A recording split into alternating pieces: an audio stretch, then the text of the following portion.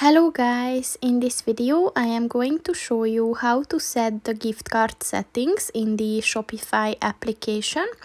But first I just want to mention, don't forget to subscribe to my channel, because at 10,000 subscribers I am going to show you my whole YouTube revenue statistics and growth strategy, as well as how to make money online.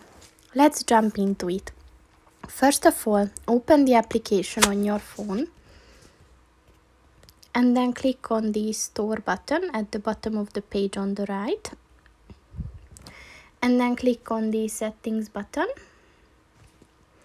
And at the store settings section, look for the gift cards button. And click on that.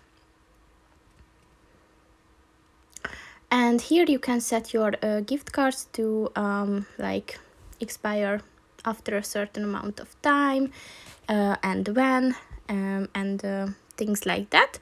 So you can opt for gift cards to never expire, and you can of course opt for gift cards to expire after 1 year, 2 year, 4 days, 4 months. Usually I think the optional is like after 1 year, and above that.